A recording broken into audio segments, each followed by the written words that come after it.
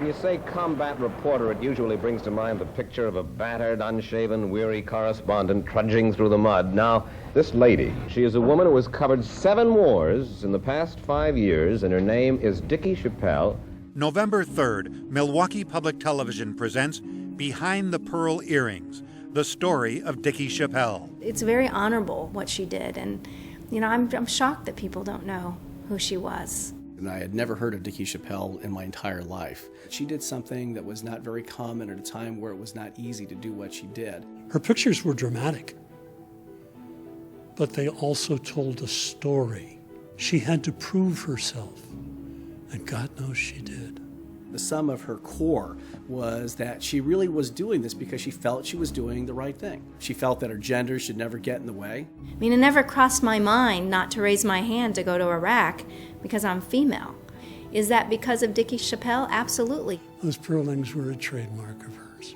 She's working in a man's world, at a man's game, in combat. But she wanted to preserve just that bit of femininity. She certainly was very much her own person and a little out of the mainstream in terms of the things that she enjoyed and was promoting. She was way ahead of her time. I think she was brave. Combat, war, blood and guts and all of that both horrified and fascinated her. Who threw you into solitary, and how you stayed there for 52 days? Tell us about that. Hungarians accused me of being illegally in Hungary. You have to have an inner core of absolute steel to survive something like that and not go crazy. Here's a girl who also parachuted into the combat area in Vietnam. But what in the world ever persuaded you to parachute the first time, and what was it like? Do you remember what it felt like? I thought I was going to be killed. She was one of us. She went out to get the story, and she got the story.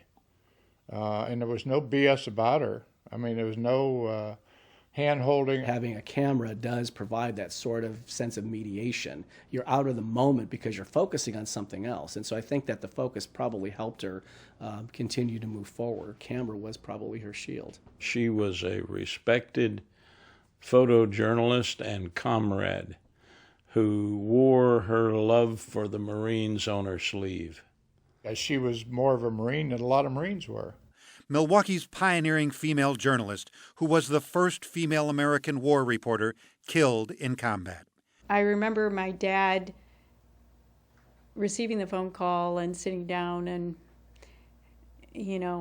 sort of that sense, well, he had always been afraid that this would happen, and it finally happened. I don't think any journalist goes to war to die. It's, you go to war to survive it, but not everybody does. That was such a shock.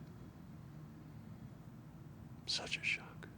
I had been surrounded by death and dying, and now I find out my friend, Dickie Chappelle, had been killed, and just cried like a baby. She meant that much to me. Behind the Pearl Earrings, November 3rd at 7 on MPTV. The thing that sticks in my mind is that she said the main thing you have to always remember about covering combat is you've got to survive to get the story and the pictures out to the world. If you get killed in there, it's all for nothing. Dickie Chappelle Under Fire by John Garofolo, a Wisconsin Historical Society Press publication, is now available at booksellers everywhere.